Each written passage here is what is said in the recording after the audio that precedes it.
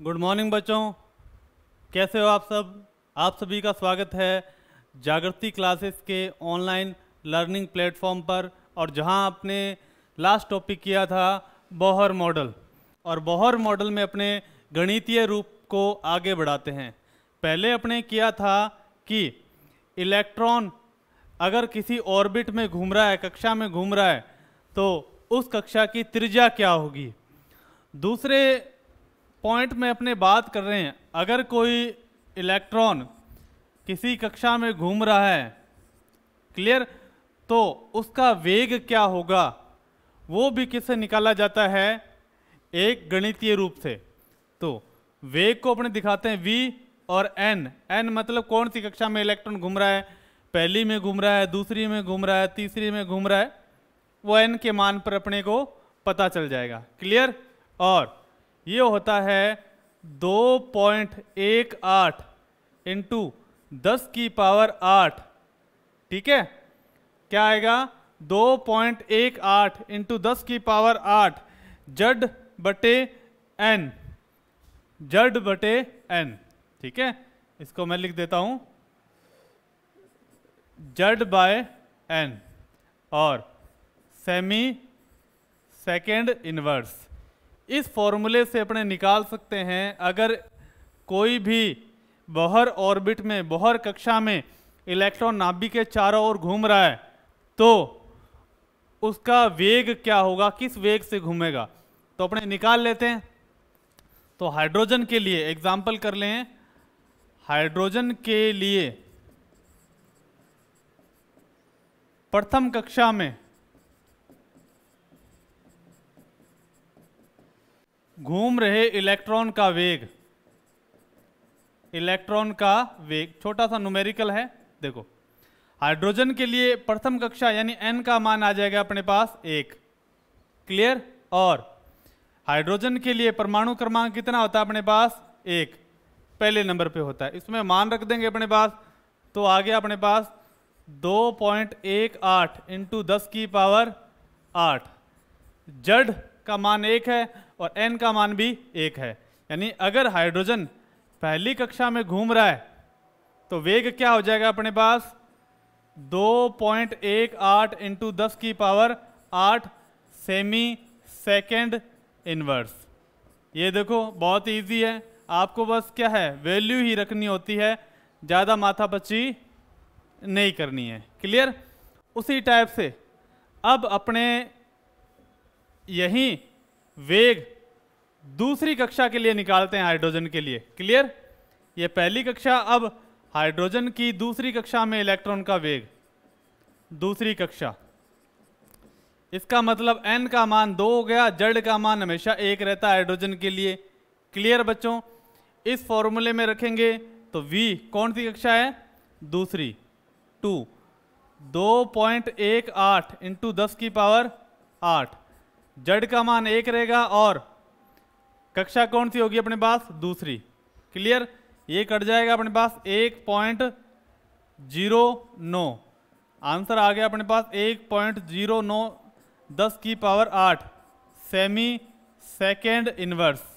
तो आप देख सकते हो कि क्या अंतर आ गया।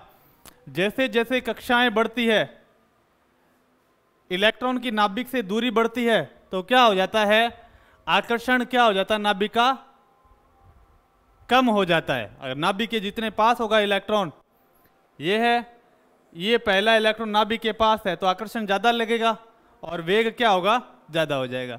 जैसे ही नाभिक से दूरी बढ़ेगी, आकर्षण कम लगेगा और वेग क्या हो जाएगा, कम होता जाएगा, क्लियर।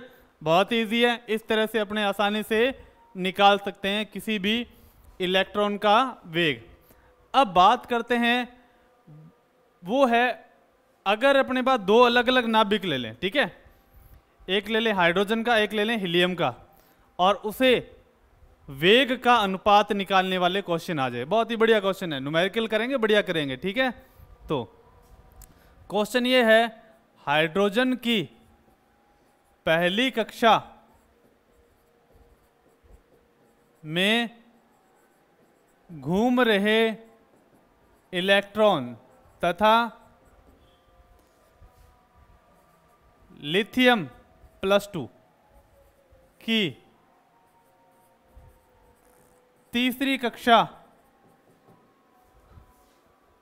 में घूम रहे इलेक्ट्रॉन के वेग का अनुपात ज्ञात करो। किस अनुपात में वेग आएगा, ज्ञात करो।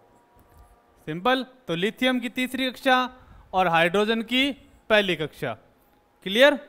तो पहले अपने हाइड्रोजन के लिए निकाल लेते हैं। तो हाइड्रोजन की पहली कक्षा, तो सबसे पहले काम यही करना है, कक्षा लिखना है, n का मान 1 और हाइड्रोजन के लिए z का मान 1 आ गया। फॉर्मूले में वैल्यू रखेंगे तो v पहली कक्षा 1 2.18 इंटू 10 की पावर 8, z का मान हाइड्रोजन के लिए 1, n का मान 1। ठीक है। तो ये वैल्यू आ गई अपने पास 2.18 इंटू 10 की power 8 semi second inverse, V1 की वैल्यू आ गई। क्लियर बच्चों, बहुत आसान है। अब उसी टाइप से दूसरा पॉइंट पूछ रहा है, लिथियम की तीसरी कक्षा। तो लिथियम के लिए n का मान आ गया 3 और z का मान, लिथियम कितने नंबर पे आता है आवर्त सारणी में, तीसरे नंबर पर, यानी परमाणु क्रमांक 3। क्लियर है। ठीक। फॉर्मूले में वैल्यू रखेंगे अपने पास, तो V3 2.18 इंटू 10 की पावर 8, z का मान कितना है 3 और कक्षा भी कौन सी है 3, कट गया। V3 2.18 इंटू 10 की पावर 8 सेमी सेकेंड इनवर्स। बहुत आसान है। अब अनुपात निकालेंगे, अनुपात निकालेंगे तो V1 बटे V3। देखो दोनों साइड बराबर हैं, ये भी बराबर हैं, तो अनुपात आ जाएगा 1:1, यानी V1 और V3 का अनुपात क्या आ जाता है, V1 और V3 का अनुपात आ जाता है 1:1। ये अपना आंसर है, जो बहुत ही आसान तरीके से अपने निकाल सकते हैं। क्लियर। इसका मतलब ये हुआ कि हाइड्रोजन की पहली कक्षा में अगर इलेक्ट्रॉन घूम रहा है और लिथियम +2 की तीसरी कक्षा में इलेक्ट्रॉन घूम रहा है, तो वेग क्या आता है, समान आता है। क्या आता है, वेग समान आता है। अब नेक्स्ट पॉइंट करते हैं अपने पास। अब देखते हैं नेक्स्ट पॉइंट है, बोहर ऑर्बिट में, वो है अपने पास थर्ड न्यूमेरिकल। बोहर ऑर्बिट में इलेक्ट्रॉन की ऊर्जा की गणना करना। बहुत ही बढ़िया क्वेश्चन आते हैं इसमें से। क्लियर। अब मैंने आपको बताया था कि अगर ये नाभिक है, ये इसकी कक्षाएं हैं, जैसे जैसे नाभिक से इलेक्ट्रॉन की दूरी बढ़ती जाएगी, ये पहली कक्षा में है, दूसरी कक्षा में, तीसरी कक्षा में, यानी कक्षाओं की संख्या बढ़ती जाएगी, इलेक्ट्रॉन से नाभिक की दूरी बढ़ती जाएगी, तो ऊर्जा का मान क्या होगा, ऋणात्मक होना स्टार्ट हो जाएगा, अधिक हो जाएगा। क्लियर। और जो अपने न्यूमेरिकल में आता है वो आता है अपने पास, तो नेगेटिव साइन करता है, बताता है कि इलेक्ट्रॉन की ऊर्जा ऋणात्मक है, अधिक है। क्लियर। तो -13.6 ये आता है। ये जो वैल्यू होती है वो फिक्स होती है, और इसे निकालने के लिए -13.6 आगे Z²/n²। ठीक है। और इलेक्ट्रॉन वोल्ट पर एटम। ठीक है। एनर्जी दो, इलेक्ट्रॉन को एनर्जी दूंगा मैं बाहर से, ये ऊर्जा लेके ऊपर वाले में जाएगा, फिर इसको दूंगा तो ये ऊर्जा लेके ऊपर वाले में जाएगा। ठीक है। जब किसी इलेक्ट्रॉन को ऊर्जा दी जाती है तो उसकी ऊर्जा ज़्यादा हो जाती है। मान लो ये पेन तोड़ना है, तो ऐसे बैठे बैठे तो टूटेगा नहीं, जैसे ही मैं इसको ऊर्जा दूंगा तब टूटेगा, यानी इसको मैं ऊर्जा दे रहा हूं, ऊर्जा देते ही इसकी ऊर्जा हो जाएगी ज़्यादा और इलेक्ट्रॉन ऊर्जा लेके बाहर निकल जाएंगे। क्लियर? किसी भी चीज़ को अपने मारेंगे तो उसको ऊर्जा दी जाती है। क्लियर? अब क्या है कि ऊर्जा निकालने के लिए ये फॉर्मूला लगता है -13.6 into Z square by N square electron volt per atom, यानी एक एटम में इलेक्ट्रॉन निकालने के लिए कितने वोल्ट एनर्जी दी जाती है, इलेक्ट्रॉन वोल्ट पर एटम से निकाला जाता है। क्लियर? तो फॉर्मूले में वैल्यू रखेंगे, पहले एग्जाम्पल करेंगे। एग्जाम्पल ये है अपने पास, ठीक है। तो यहाँ पर एक लाइन लिख लेंगे, बोहर ऑर्बिट में इलेक्ट्रॉन की गणना निम्न सूत्र द्वारा की जाती है, फिर कुछ थियोरेटिकल बातें मैं लिखा दूंगा। ठीक है, अब देखो यहाँ पर है हाइड्रोजन परमाणु के लिए। ठीक है, हाइड्रोजन परमाणु की पहली कक्षा में इलेक्ट्रॉन है, तो पहले मैं एकदम फर्स्ट, इसमें ज़्यादा बढ़िया क्वेश्चन आते हैं इसलिए मैं आपको बढ़िया तरीके से इसे बताऊंगा। ये पहली कक्षा में इलेक्ट्रॉन है, ठीक है। हाँ, तो हाइड्रोजन परमाणु की पहली कक्षा में उपस्थित इलेक्ट्रॉन के लिए ऊर्जा, ठीक है, कितनी आएगी देखते हैं। तो E पहली कक्षा में -13.6 इंटू जेड क्या आएगा हाइड्रोजन के लिए 1, पहली कक्षा तो n का मान भी क्या है 1, ठीक है। तो जेड की स्क्वायर बाय n की स्क्वायर कट जाएगा, तो ये बच गया -13.6 electron volt per atom E1। अगर हाइड्रोजन परमाणु की पहली कक्षा में इलेक्ट्रॉन है तो उसके लिए कितनी ऊर्जा चाहिए, -13.6 इलेक्ट्रॉन वोल्ट पर एटम। अब बात करते हैं दूसरी कक्षा में कोई इलेक्ट्रॉन है तो उसके लिए कितनी ऊर्जा चाहिए। क्लियर बच्चों? करें तो बहुत आसानी से अपने कर लेंगे। तो हाइड्रोजन परमाणु की दूसरी कक्षा, सेकंड कक्षा, तो n का मान 2, z का मान 1, फॉर्मूला क्या, E2 -13.6 into Z square bye n square. Clear? आपको पता है z का मान कितना है हाइड्रोजन के लिए और n का मान कितना है। z का मान कितना है 1, सॉरी z का मान ऊपर आएगा, n का मान 2 आ गया। क्लियर? z का मान कितना है, सही है। अब देखो -13.6 इंटू 1 4, काट दें इसको, कितना आएगा -3.4 इलेक्ट्रॉन वोल्ट पर एटम। इसका मतलब ये हो गया कि पहली कक्षा में इलेक्ट्रॉन घूम रहा है तो उसके लिए जो ऊर्जा चाहिए -13.6 इलेक्ट्रॉन वोल्ट पर एटम चाहिए। अगर दूसरी कक्षा में इलेक्ट्रॉन घूम रहा है तो उसके लिए ऊर्जा चाहिए -3.4 इलेक्ट्रॉन वोल्ट पर एटम। और याद रखना एक बार क्या हुआ, बहुत ही बढ़िया पेपर था कॉम्पिटिटिव लेवल का, उसमें क्वेश्चन आया था कि अगर कोई इलेक्ट्रॉन है हाइड्रोजन इलेक्ट्रॉन, उसे पहली से दूसरी कक्षा में जाना है तो उसे कितनी एनर्जी चाहिए। अगर हाइड्रोजन इलेक्ट्रॉन को पहली से दूसरी कक्षा में संक्रमण के लिए आवश्यक ऊर्जा है,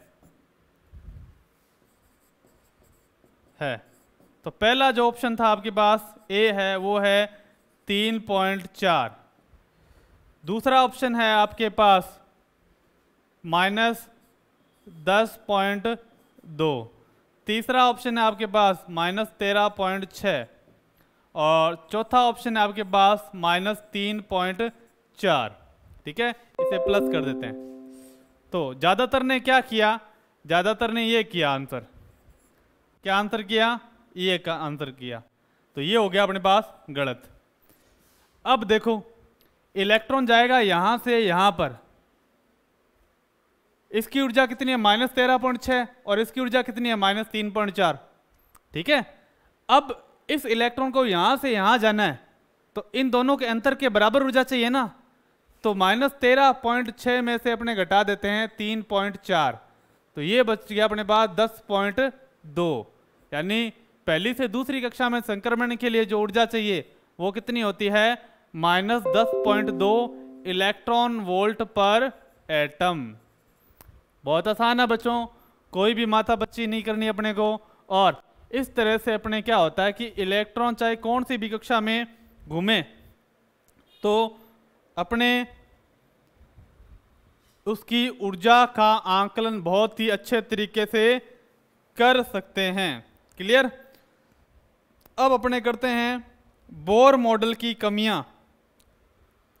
बोर मॉडल की कमियां,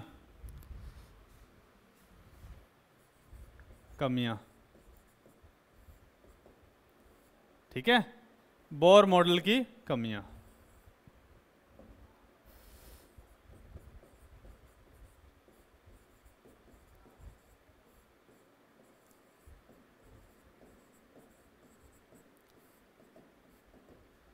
कमियां क्या थी आपको मैं तरीके से बताता हूं। पहला पॉइंट क्या है, आपने कहा, बोहर ने कहा कि बोर मॉडल केवल उन्हीं तत्वों पर लगेगा या उन्हीं स्पीशीज पे लगेगा जिसमें केवल एक इलेक्ट्रॉन हो। क्लियर। इसका मतलब ये हो गया कि बोर मॉडल बहुपरमाणुक अणुओं पर नहीं लगेगा जिसमें एक से ज्यादा इलेक्ट्रॉन हो। क्लियर। तो पहली कमी तो ये लिख देते हैं, बोहर मॉडल केवल एक इलेक्ट्रॉनिक स्पीशीज पर लगता है। एग्जाम्पल अपने पास hydrogen, helium plus, Li+2, beryllium +3 ये है, इनमें एक एक इलेक्ट्रॉन होते हैं। ठीक है, लगता है यह मॉडल बहुपरमाणुक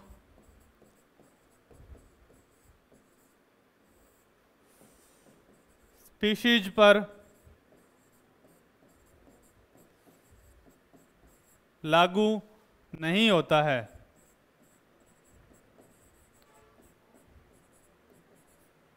सिंपल, बहुत आसान है, कोई भी दिक्कत नहीं है। अब दूसरा प्रभाव है, ठीक है, जिसे बोलते हैं जीमान प्रभाव।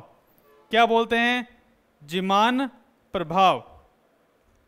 अब वो भी कर लेते हैं, होता क्या देख लेते हैं। जीमान प्रभाव, जीमान प्रभाव क्या होता है देखो। स्पेक्ट्रमी रेखाएं, विद्युत चुंबकीय रेखाएं आपको मैंने बताई। अब स्पेक्ट्रमी रेखाएं क्या होती है, जब चुंबकीय क्षेत्र होता है, चुंबकीय क्षेत्र लगाते हैं तो स्पेक्ट्रमी रेखाएं छोटे छोटे लाइनों में टूट जाती है, महीन लाइनों में टूट जाती है। ठीक है, तो उसे बोलते हैं अपने जीमान प्रभाव। तो कहते हैं चुंबकीय क्षेत्र की उपस्थिति में स्पेक्ट्रमी रेखाएं महीन लाइनों में टूट जाती है, जिसे जीमान प्रभाव कहते हैं। उसके बारे में ये नहीं बता पाता। ठीक है, लिख देते हैं चुंबकीय क्षेत्र की उपस्थिति में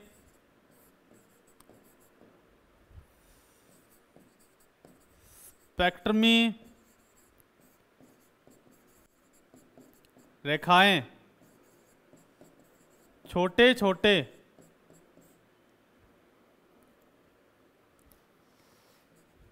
छोटी छोटी लाइनों में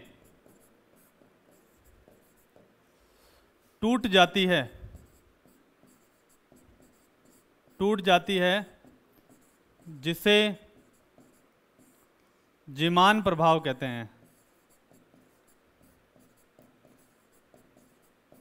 प्रभाव कहते हैं। क्लियर? जीमान प्रभाव सभी को क्लियर है, कोई दिक्कत नहीं, ठीक है। अब आता है स्टार्क इफेक्ट। आयरन मैन वाला स्टार्क नहीं है, ठीक है, अपने पास सिंपल स्टार्क है।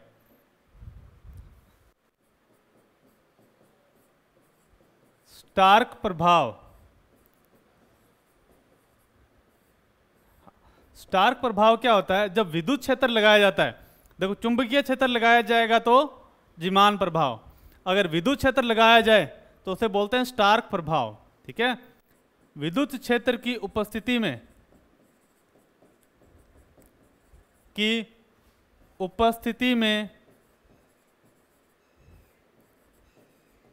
में स्पेक्ट्रमी रेखाएं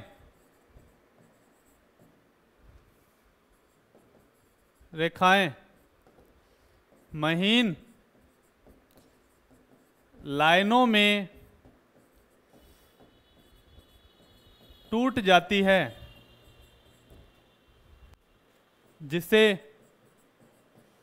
स्टार्क प्रभाव कहते हैं।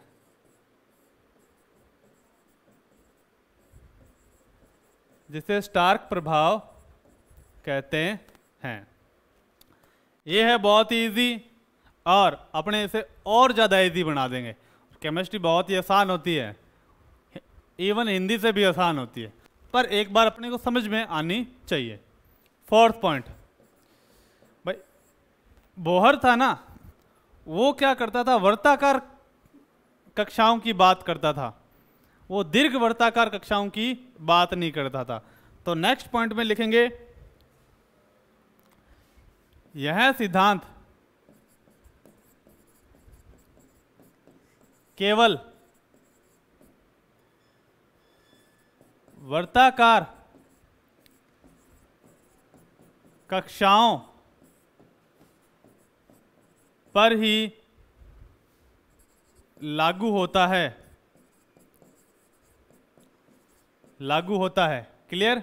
दीर्घ वर्ताकार कक्षाओं पर नहीं लागू होता, दीर्घ वर्ताकार कक्षाओं पर नहीं लागू होता।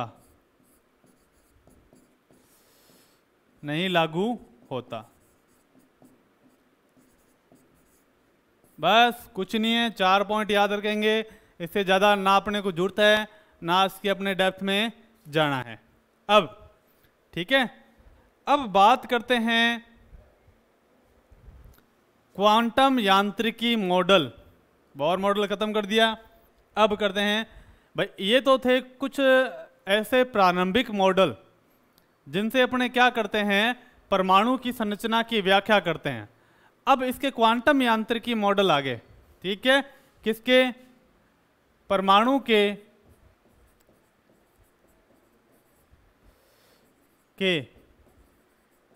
क्वांटम यांत्रिकी मॉडल, ठीक है। परमाणु के क्वांटम यांत्रिकी मॉडल में क्या होता है बच्चों? क्वांटम यांत्रिकी मॉडल क्या होता है? जो बोहर मॉडल में, रदरफोर्ड मॉडल में और जो पिछले कुछ मॉडल थे, ठीक है, उनमें जो कमियां थी, उनमें क्वांटम यांत्रिकी के माध्यम से कुछ सुधार किया, ठीक है, और 2 सिद्धांत दिए। पहला है द्रव्य की द्वैतीय प्रकृति का सिद्धांत, ठीक है, इसे बोलते हैं दी ब्रोंगली सिद्धांत, क्लियर? और दूसरा है हाइजेनबर्ग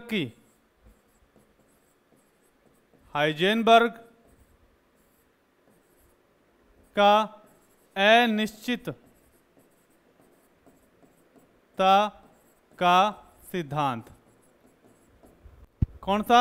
हाइजेनबर्ग का अनिश्चितता का सिद्धांत, ठीक है। अब पहला पढ़ेंगे अपने द्रव्य की द्वैतीय प्रकृति का सिद्धांत, तो हेडिंग डालेंगे, क्लियर, और बहुत ही आसान तरीके से अपने से कर लेंगे। तो इसके बारे में ये है कि दी ब्रोंगली ने कहा, थोड़ा बढ़िया तरीके से बढ़ेंगे। दी ब्रोंगली ने क्या कहा कि ये कहा कि भाई जो इलेक्ट्रॉन होता है बहुत ही छोटा कण होता है। क्या होता है? बहुत ही छोटा कण होता है। ये इतना छोटा होता है कि ये द्वैतीय यानी ड्यूल नेचर शो करता है। कभी तो ये कण की तरह व्यवहार कर देता है और कभी तरंग की तरह व्यवहार करता है। क्लियर? कभी कुछ बन जाता है, कभी कुछ। समझे ना बात? कुछ होते हैं ना लड़के, कई बार कोई और व्यवहार करते हैं, कई बार उधर से व्यवहार करते हैं, पता ही नहीं चलता उनका, है ना। उसी टाइप से इलेक्ट्रॉन बहुत छोटा होता है, चंचल होता है। कभी तो वो कण की तरह व्यवहार करता है और कभी तरंग की तरह व्यवहार करता है। ठीक है, इसे बोलते हैं ड्यूल नेचर ऑफ मैटर, द्रव्य की द्वैतीय प्रकृति। इसमें लिखेंगे कि इस सिद्धांत के अनुसार, इस सिद्धांत के अनुसार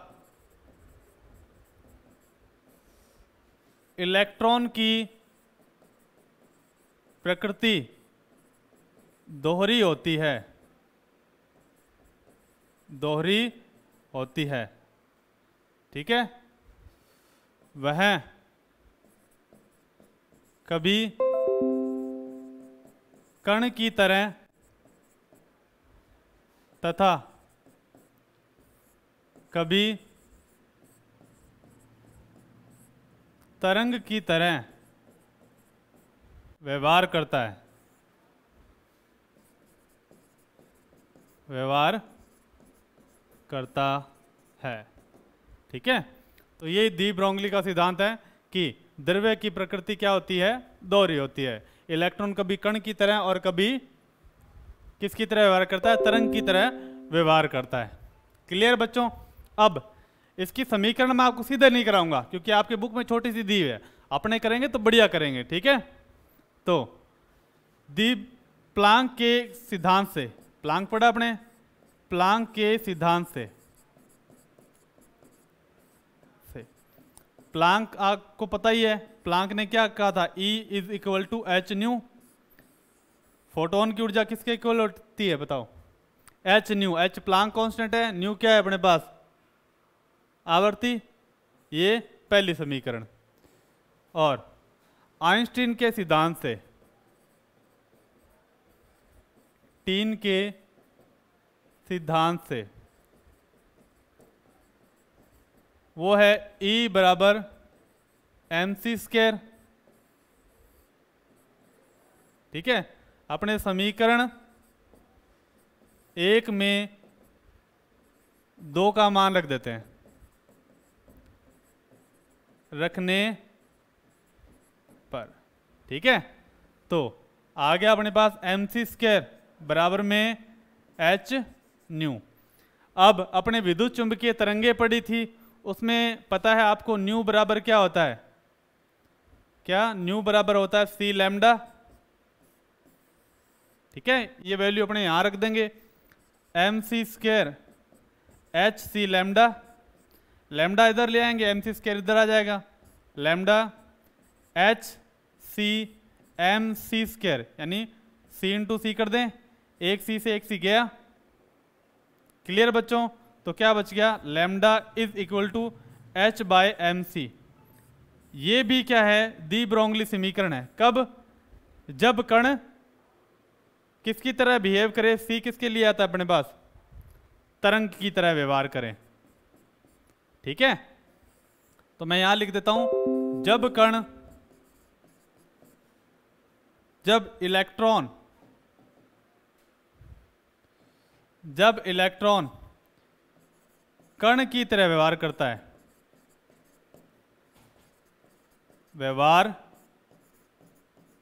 है, तो C बराबर आ जाएगा अपने पास V।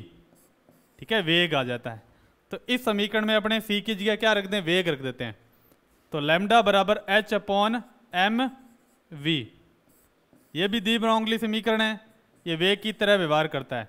अब आपको पता है कि P बराबर क्या होता है? M we.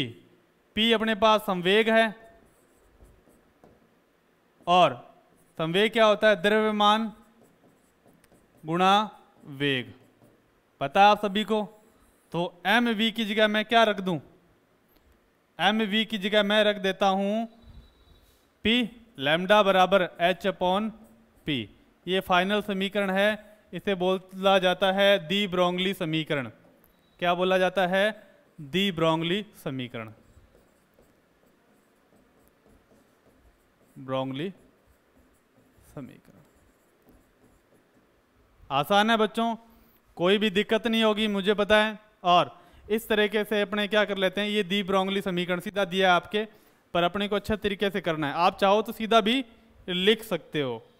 क्लियर।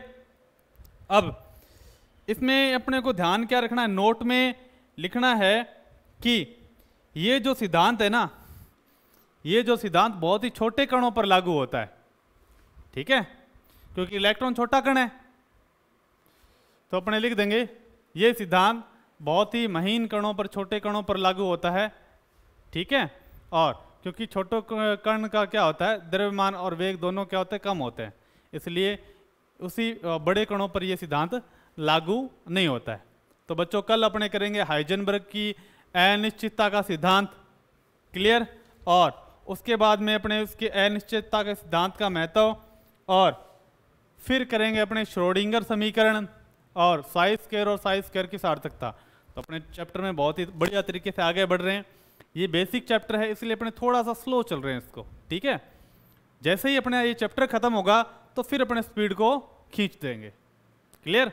इसलिए थोड़ा सा धैर्य रखिए, इस चैप्टर को इसलिए स्लो किया जा रहा है ताकि आपके बेसिक बहुत ही शानदार हो जाए। क्लियर। तब तक के लिए थैंक यू, और जुड़े रहिए, लगातार पढ़ते रहिए। कोई भी डाउट हो तो कमेंट सेक्शन में कमेंट करके बता दीजिएगा। Thank you, bye.